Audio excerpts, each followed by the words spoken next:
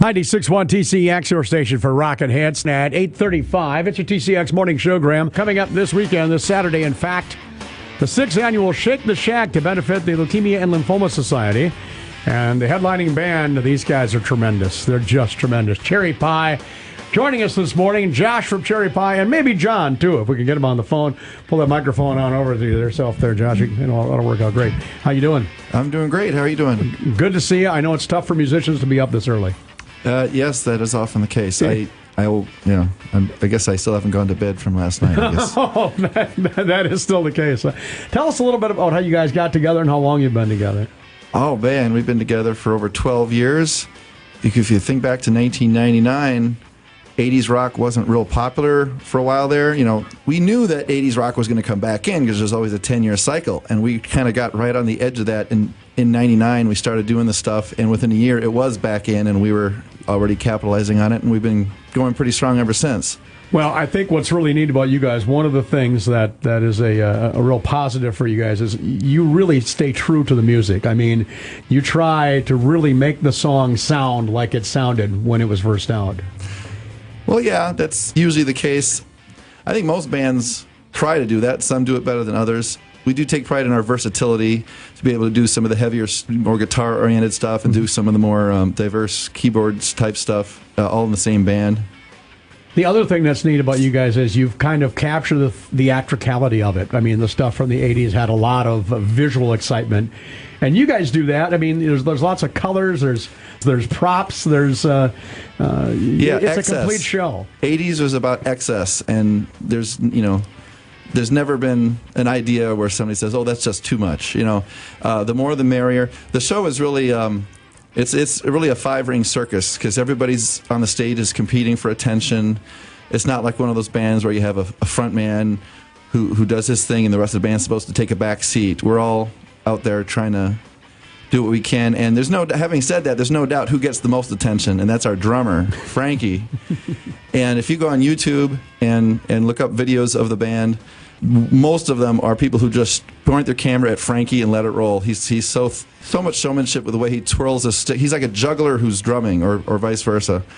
With the competition between members of the band, do you guys have discussions about, what you may add or subtract from the set list? Is there always is that an ongoing debate? It's an ongoing discussion, but that's one of the more fun aspects is to always be talking about what's cool songs we could be adding, and we do a pretty good job of rotating songs from show to show. With as busy as you guys are, do you still rehearse? I mean, some bands, they get to a point they're playing so many gigs they don't even bother to rehearse. What do you guys do? How do you handle that? Well, yeah, we do go long stretches without rehearsing because the repertoire is there, and sometimes we add songs.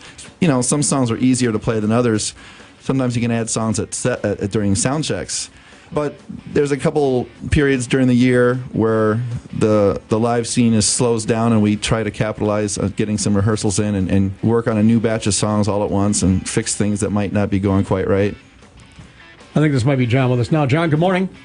Good morning. How's everybody doing today? We're doing great. Thanks for joining us today. We've been talking about the band a little bit. John, tell us, who's the hardest guy in the band to manage? Who's the guy you've always got to watch out for?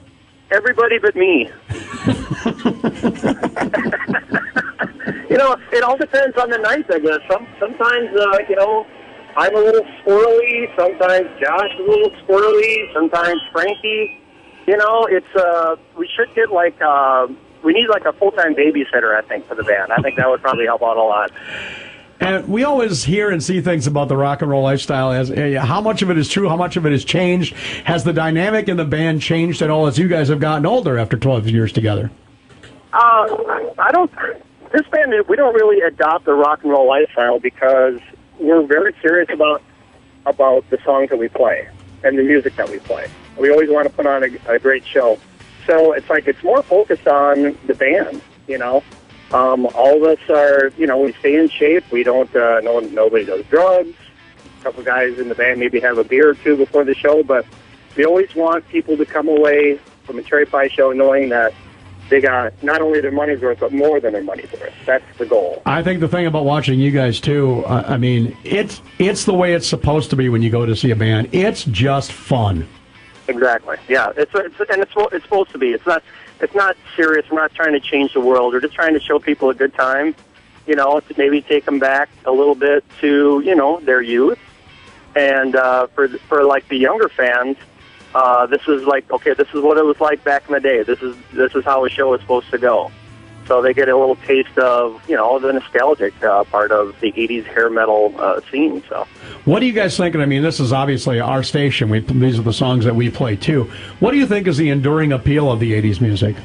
I think it is probably the most fun decade for music. The music, I'm generalizing terribly right now, but music before and since took itself a little more seriously, and sometimes that's good and sometimes that's not so good. But I think in the 80s you had the planets aligned where the music was just all about fun and about excess, and that's, I think, what people like to tap into when they look back at the 80s and enjoy the music.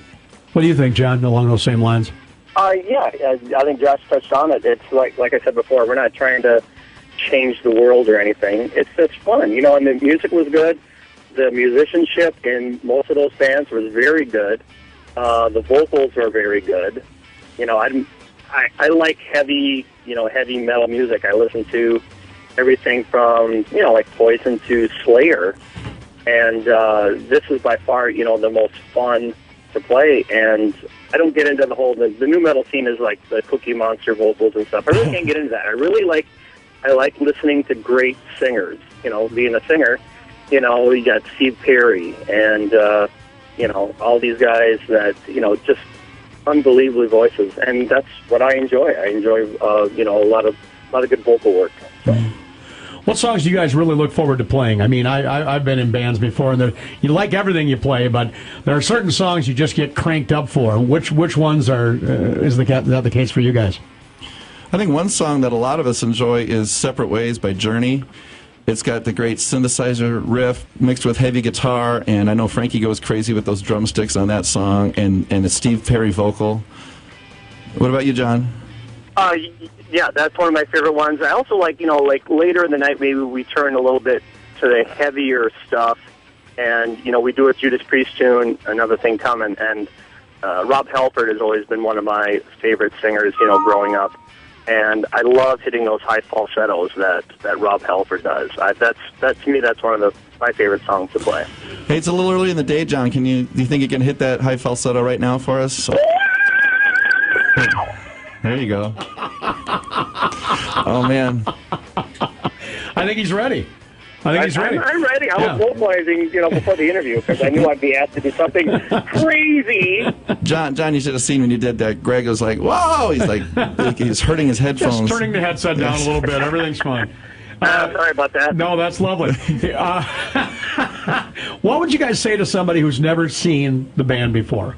How would you invite them out? What would you say to them? We say, "What's up with that? Where the heck have you been? We've been doing this for 12 years. For the last 12 years? What? Welcome to Wisconsin." That's what we say. Well, I'll tell you, we're looking forward to it Saturday night. And once again, it's the 6th annual Shake in the Shack to benefit the Leukemia and Lymphoma Society. And how many of these have you guys played at? We've done every one. You've done every single one. And it is an honor and a responsibility to be kind of the band associated with this event. It's a really great event, and we're really proud of it. And Lisa and her gang have always just done a spectacular job putting it together. It's a lot of fun. They do a great job. It's unbelievable, all the work that they put in. All the props should really go to them. Yeah. The auction items are awesome, and as always, we're going to be bringing in a guitar that we all autograph and we play it during the show and then auction that off, among many other things. Well, that's a cool item. Yeah. Yeah, that's neat. That's great. Well, you guys, I'll tell you, it's been a kick having you here, and I've seen the band many times. You guys are always great, always put on a great show, and I think if anybody from any of the original bands that sees the way you guys do the show, you do an 80s show like it should be done, not only would they be honored, maybe they'd pick up a tip or two. You just never know. Well, there was a couple of years back, Bret Michaels was signing autographs at an event that we were invited to play at, and he wasn't there to play, but he's like, "Hey, can I play a couple songs with you guys?" And he got up and played a couple songs with us. And, you let him, huh? Yeah, after some consideration with that. Well, just be careful. Although he screwed up his own song. He did. It's on YouTube. You can look it up. Now, you guys are too cool to have done this, but wouldn't it have been great to say, "Nah, we don't think so"? That's not the way it goes. It goes like this. Come on, man. Get with it. That would just be, man, I don't think so. No. We got it. Yeah. We got it. Right. Well, if you're looking for a great time Saturday night and helping out a great cause, you can't beat Shaking the Shack. Once again, at Caddy Shack on 23. Get on out there to the Shack and have some fun. A great band and a great time this morning. Josh and John from Cherry Pie. Thanks so much, guys. Have a great show Saturday night. Well, thank you. All right. That was awesome. John, thanks a lot for calling in.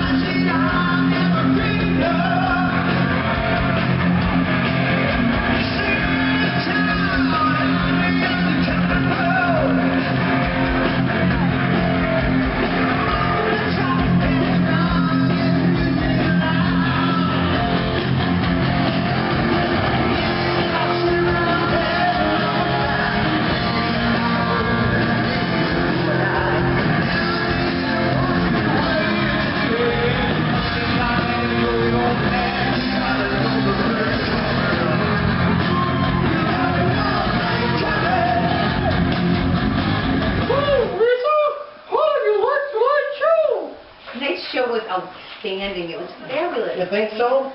I saw very little of it because I was in the other room the whole time, but it was otherwise. You're busy working. You work very hard. Thank Doesn't she, Dan? Yes, she does. She works very hard. Nicely done. If you miss Shake on the Shack, you miss a good party. Make it next year. It's for a good cause, and it's a good time. So, I'm tired. I'm drinking beer because Dan is driving, and I don't have to worry about driving tonight. So, cheers to everybody.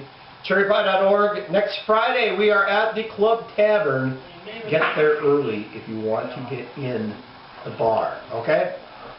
For Lisa Mick and John Swenson, that's where it is.